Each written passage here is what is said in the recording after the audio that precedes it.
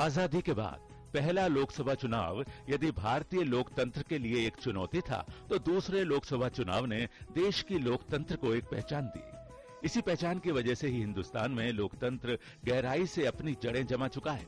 ये 1957 का दूसरा लोकसभा चुनाव ही था, जिसमें पहली बार इंदिरा गांधी ने भी अपनी सियासी पहचान बनाई।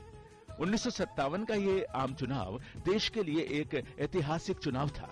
इस चुनाव के बाद ही पूरी दुनिया को एहसास हुआ कि भारत में लोकतंत्र सफलता से अपने पैर पसार चुका है। दरअसल इस दौरान आजाद हुए एशिया और अफ्रीका के ज्यादातर देशों में लोकतंत्र पूरी तरह से धराशायी हो चुका था और पाकिस्तान में तो एक साल पहले ही संविधान बनकर लागू हुआ था। इस चुनाव में पहली बार कांग्रेस के वर्चस्व को झटका लगा।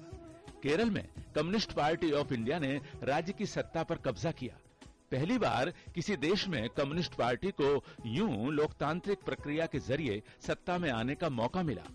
इतना ही नहीं, देश के भीतर ही कई जगहों पर अलग राष्ट्र की भावना पैदा होने लगी थी। भारतीय लोकतंत्र में बदलाव की बयार थी, तो देश की राजनीति में भी नई सुगबुगाहट दिखाई पड़ रही थी। नेहरू परिवार की नई पीढ़ी और जवाहरलाल नेहरू की पुत्री इंदिरा भी अपने नए रोल के लिए तैयार हो रही थी। बहुत कम लोगों को पता है कि इंदिरा गांधी ने इसी चुनाव के जरिए राजनीतिक रूप से पहली बार अपनी पहचान बनाई और कांग्रेस के लिए जमकर चुनाव प्रचार किया। इससे पहले लोग इंदिरा को उनके पिता जवाहरलाल नेहरू के नाम से ही जानते थे। 1952 की ही तरह इन चुनावों के सबसे बड़े हीरो थे मुख्य चुनाव आयुक्त सुकुमार सेन। सेन ने पहले चुनाव के बाद करीब 35 लाख बैलेट बॉक्स को अच्छी तरह से बंद करके रखवा दिया था।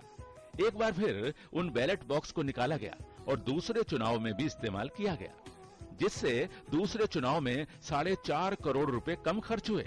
इसी चुनाव में तमिलनाडु में डीएमके का जन्म हुआ, यानी पहली बार देश के भीतर अलग तमिल राष्ट्र की भावना का जन्म। हालांकि डीएमके ने चुनाव में बहुत अच्छा प्रदर्शन नहीं किया, लेकिन केंद्र के लिए वो एक खतरे की घंटी बजा चुकी थी। 1957 के आम चुनाव में 419 लोकसभा सीटों के लिए मतदान हुआ। इसमें कांग्रेस को 371 सीटों पर सफलता हासिल हुई। इन चुनावों में दूसरी सबसे बड़ी पार्टी रही कम्युनिस्ट पार्टी ऑफ इंडिया, जिसने 27 सीटें जीतने में सफलता प्राप्त की।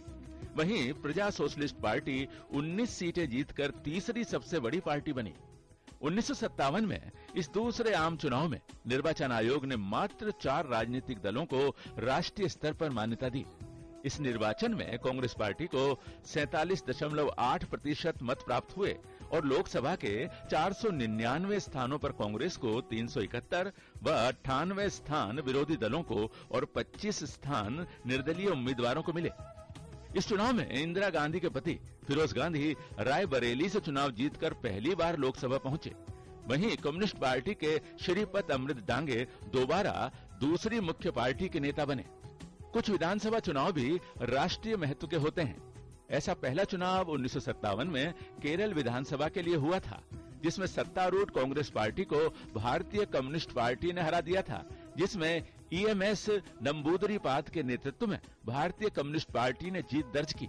उसी दशक की शुरुआत में कम्युनिस्टों ने भारत सरकार के खिलाफ सशस्त्र विद्रोह किया था, जिसका उद्देश्य एक पार्टी की तानाशाही स्थापित करना था। उन्होंने बाद में हथियार छोड़ दिए और मुख्य धारा में आकर 1952 के पहले आम चुनाव में हिस्सा लिया था। 1957 में भाकपा की जीत ने उसे कांग्रेस के एक छत्र राज के खिलाफ सबसे महत्वपूर्ण प्रतिद्वंदी की तरह खड़ा कर दिया। इसीलिए कम्युनिस्ट विरोधी शक्तियों का वहां एक गठबंधन बन गया, जिसमें Catholic church, Nair service society और खुद कांग्रेस पार्टी शामिल थी। इस गठबंधन ने एक विधिवत चुनी सरकार के खिलाफ आंदोलन चलाया, जिसके बाद उस सरकार को केंद्र सरकार ने बर्खास्त कर दिया था। 1960 में हुए मध्यावधि चुनाव में कांग्रेस ने केरल में फिर सत्ता हासिल कर ली।